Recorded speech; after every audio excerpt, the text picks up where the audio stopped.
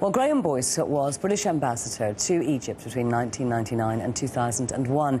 He also served as ambassador to Qatar and Kuwait during a 35-year career as a diplomat. I'm delighted to say that he joins me now on the phone from Doha. Thank you very much indeed for joining us. Is there a sense in which these protests are beginning to peter out? The crowds in Tahrir Square do seem to be dwindling. Well, I think it'd be interesting to see what happens with the call for another million-man march today. But the resilience of the people has been remarkable so far. And so the government tactic, which seems to be to try to spin this out by putting out a few reforms here and there, is designed to wear the opposition down until it does go away. But so far they have not succeeded in doing that. Now, what about the position of the Vice President at the moment, Omar Suleiman? Do you think that the people would accept him as a potential leader? Well, someone has to work the transition through. There has to be some pretty fundamental reform.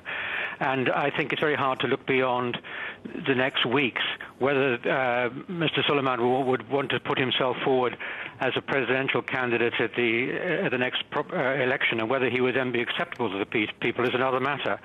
But someone has to actually enact the measures which can enable real change to happen quickly in Egypt.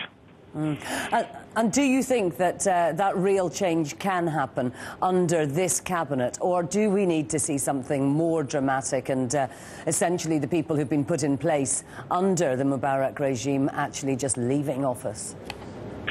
It's very hard to say how it might work out. The process has to start with the people who are there now. But I think the change can be much faster than people fear. I think we have to put more trust in the Egyptian people who've been leading the protests against the government to play a role in the way in which the constitution changes in the future. Now, we've heard quite a lot about the Muslim Brotherhood recently. I wonder if you can give us some insight into just how united a front are they, and how much popular support do they have? Well, they have had internal divisions, and their last leadership election showed that there were divisions. And if there were to be an election, maybe they can come together as a single force. But most people have always assumed that they would have a core support of around 25% of the population. It's never been fully tested in an election, so it's hard to tell. And how much support they would get in an election would depend on how well the other parties in Egypt can actually work together to form a bloc. And once you get new, genuinely free elections in Egypt, it'll be a matter of whether the Muslim Brotherhood, which might end up as being the largest party, can work with other parties to be a party in government, or whether they would end up being a party in opposition, but playing a constructive role in the new government of Egypt. Now, we've obviously elsewhere in the region seen where democratic elections lead to Hamas and Hezbollah having more of a vocal say. Is the Muslim Brotherhood of the same order, or is it a much less fundamental, a less extremist organisation, shall we say? Well, it has backed away from violence. It has been attacked by Al-Qaeda because it is prepared to take part in the electoral process. And all its statements recently have been saying that they want to play a role in the future of Egypt. They do not want to take over the running of Egypt. Clearly, there will be elements within the Muslim Brotherhood which will have a much tougher line, particularly on, say, relations with Israel. But overall, it's a fairly broad organization, and it can encompass a wide range of opinions. It's played a social role throughout Egypt, but that's sometimes been exaggerated, how much effect it actually does have on the way in which they have helped communities throughout the length and breadth of the country.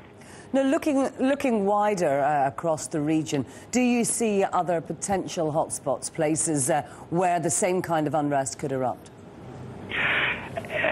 Every country in the region is different and will be affected by this differently. But I think what we are seeing is a fairly fundamental change which will affect all the countries in the region. And those governments which can respond to the demands for greater transparency, for improvement in the legal system, will survive. Those which turn their back on these things will find that they will have trouble in the future. They all have a very great difficulty in dealing with youth unemployment, for which there are no quick fixes. Overall, is this going to turn out to have been a good thing for the Middle East?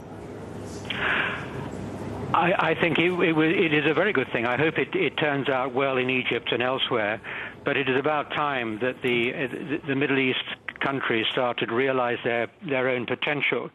There have been a number of reports on Arab human development by Arabs which have said how much Arab countries have underperformed against their potential. If we are seeing the young people of Egypt clamoring to be able to release that potential, then we could see a very beneficial effect across the whole region. OK, so Graham Boyce, thank you so much for joining us today.